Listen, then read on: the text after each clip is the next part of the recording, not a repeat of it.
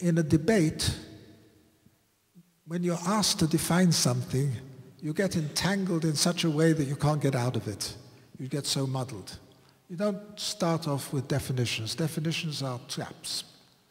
So I'm not going to try to define what modern orthodoxy is, although I think that I know what it is for me.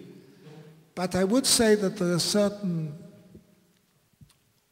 characteristics that characterize our understanding, our notion of this generic concept of modern orthodoxy. And that is an orthodoxy which is, on the one hand, totally committed to normative halakha, Jewish law, and on the other hand, is dynamic and is developmental and is willing to face the challenges of change, societal change, and even to be innovative. Modern orthodoxy is, as I said, developmental. It sees halakha as a constantly developing entity, and it is willing to face challenges and to innovate. Now, this is something which is very important to understand, because throughout all generations, throughout all halachic history, there have always been changes, and the changes are both horizontal and vertical. They're horizontal in the sense that different areas, different geographic areas, different climatic areas present different types of problems to the halachist. And they're also vertical, and every age produces different societal problems. And in every single age, there have always been challenges which were faced by the great decisors, the great poskim. And they were willing to be innovative, and they were willing to make chidushei Torah being innovative decisions, and they were willing to do so even if there was antagonism, if there was disagreement. Anybody that learns the Halakha and the Shulchan Aruch knows that in no single passage is the one single view. Everything is a subject of controversy. So these controversies continue, and they're a machloket l'shem shamayim. They're controversies of a religious and spiritual nature, and there were rules and regulations as to how to make a decision and how to decide between the different opinions. I mentioned the fact that that according to biblical law, you're not allowed to take interest. Ribit. That also obviously presents problems. A rich man that has plenty of money and the poor man is next door and he wants a loan, why should he give him the money? He has money in order to make money. If he can't get interest on it, then there's no reason he should give it. So in Spain or maybe Eastern Europe, it's not very clear, around the 14th century, the rabbis saw that people again were not giving loans.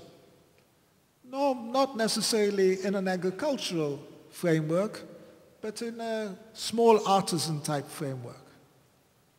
And so they introduced a system which is called the heteriska.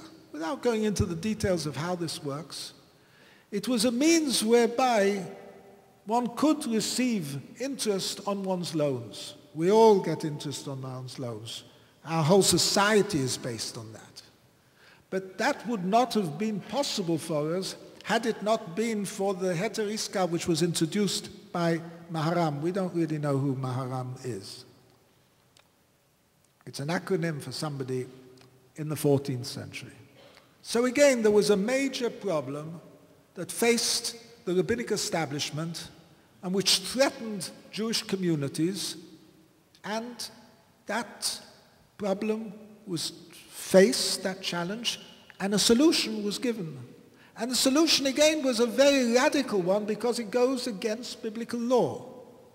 It circumvents biblical law.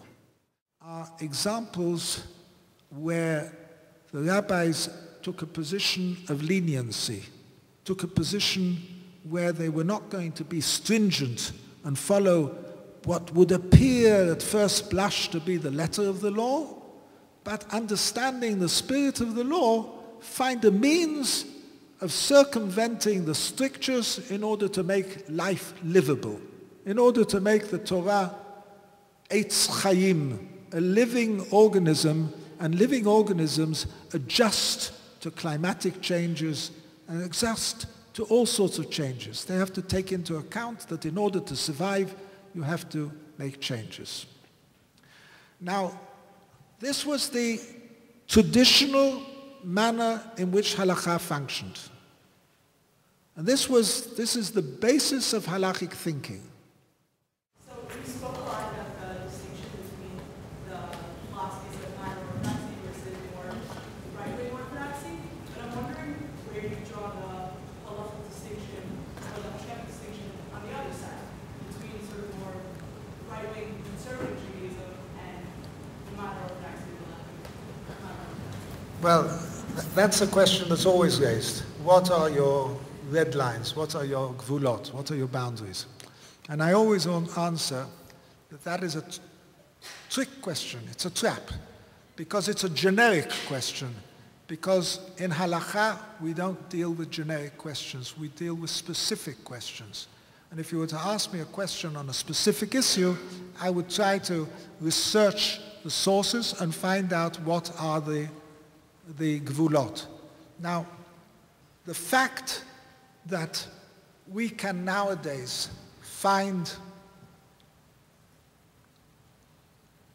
areas in which we can